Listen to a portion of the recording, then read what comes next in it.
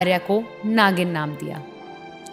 आज़ाद हिंद फौज के समर्पण के बाद जब दिल्ली के लाल किले में मुकदमा चला, तब आज़ाद हिंद फौज के सभी सिपाही बरी कर दिए गए, लेकिन नीरा आर्या को अपने अंग्रेज अफसर पति की हत्या के आरोप में काले पानी की सजा सुनाई गई तथा उन्हें घोर यातनाएं दी गईं।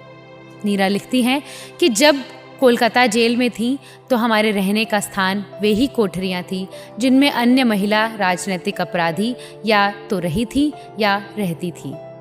हमें रात के 10 बजे कोठरियों में बंद कर दिया गया और चटाई कंबल आदि का नाम भी सुनाई नहीं पड़ा।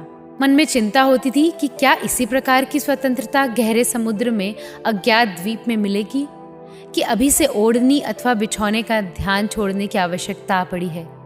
जैसे तैसे जमीन पर ही लोट लगाई और नींद भी आ गई। लगभग 12 बजे एक पहरेदार 2 कंबल लेकर आया और बिना बोले चाले ही ऊपर फेंक कर चला गया। कंबलों का गिरना और नींद का टूटना भी एक साथ ही हुआ। बुरा तो लगा, परंतु कंबलों को पाकर संतोष भी आ ही गया। अब केवल वही एक लोहे के बंधन का कष्ट और रह रहकर भारत माता से जुदा होने का ध्यान साथ में था। सूरज निकलते ही मुझको खिचड़ी मिली और लुहार भी आ गया। हाथ की सांकल काटते समय थोड़ा सा चमड़ा भी कटा, परंतु पैरों में से आड़ी बेड़ी काटते समय केवल 2-3 बार हथौड़ी से पैरों की हड्डी को जांचा कि कितनी मजबूत है। मैंने एक बार दुखी होकर कह ही दिया, क्या अंधा है जो पैर में मारता है? पैर पर क्या, हम तो दिल में भी मार देंगे, क्या कर लोगी? उसने मुझे कहा। बंधन में हूं, तुम्हारा कर भी क्या सकती हूँ।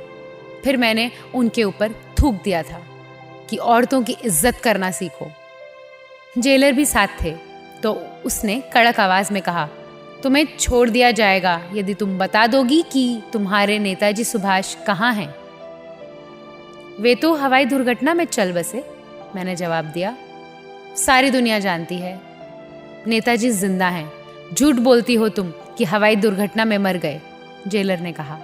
हाँ, नेताजी जिंदा हैं। तो कहाँ हैं? मेरे दिल में जिंदा हैं वे।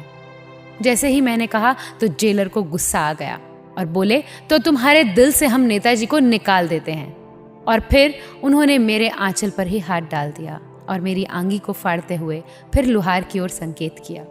लुहार ने एक बड़ा सा जंबूड़ औजार, जैसा फुलवारी में इधर उधर बड़ी हुई पत्तियां काटने के काम आता है, उस रिपर को उठा लिया और मेरे दाएं उरेस को उसमें दबाकर काटने चला।